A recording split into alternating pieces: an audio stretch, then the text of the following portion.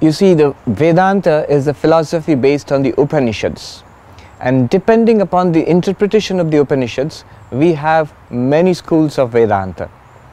The Upanishads have been interpreted in different ways, giving rise to different philosophies, and the text which is central to these philosophies is what is called the Brahma Sutras, the aphorisms which deal with the philosophical aspects of the Upanishads. Now these Brahma Sutras, different philosophers, different spiritual masters have commented upon them, given explanations which are very different from each other.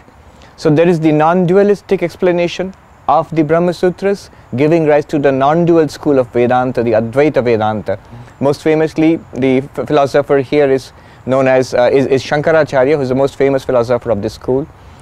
But then there came Ramanujacharya, who gave a different explanation of the same Brahma Sutras and commentaries on the Upanishads and the Bhagavad Gita, and that gave rise to the school of Vishishtadvaita, the qualified non-dualistic school. Then came Madhvacharya, another great philosopher and spiritual master, who gave a dualistic interpretation to the same Brahma Sutras and the Upanishads and Bhagavad Gita, and that gave rise to the school of dualism, Dvaita Vedanta. So already we have Advaita Vedanta, Vishishtadvaita Vedanta and Dvaita Vedanta. What are the differences between them? Well, to put it in brief, Advaita Vedanta says there is one existence consciousness bliss, and all that we are experiencing is that same existence consciousness bliss. We are not aware of what it is in reality, and hence we superimpose a world of multiplicity, plurality. So the plurality, the multiplicity we see in this world, different people, different kinds of things, even God, all of these are ultimately, in reality, one existence consciousness bliss. And this has to be realized. And once we realize this, we get out of the bondage of suffering, bondage of rebirth. So this is the idea behind non-dualistic Vedanta, Advaita Vedanta. In Vishishtadvaita Vedanta, the idea is that divinity is one whole, a composite whole of which we are all parts.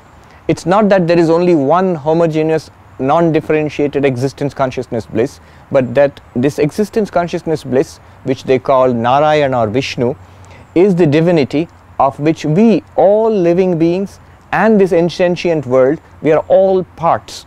The sentient beings are called Chit Amsha, the sentient part, and the insentient beings, that means all the matter and energy we see around us, is called Achit Amsha, the insentient part. And Brahman is Chit, Achit, Vishishta, Brahma. That means Brahman qualified by its sentient parts and its insentient parts.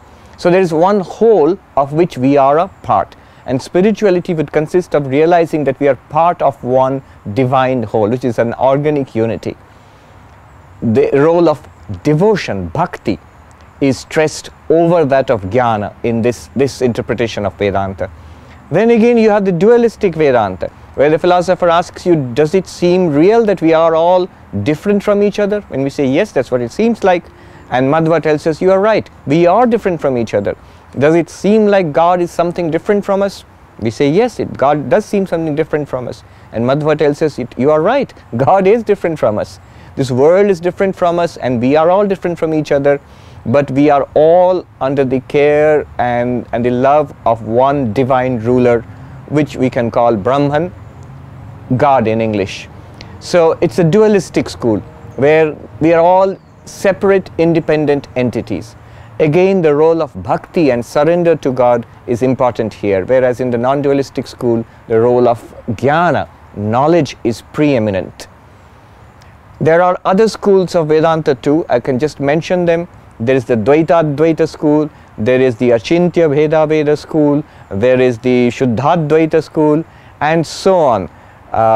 There are different schools of Vedanta, and all of them are actually different interpretations of that core philosophical text, the Brahma Sutras.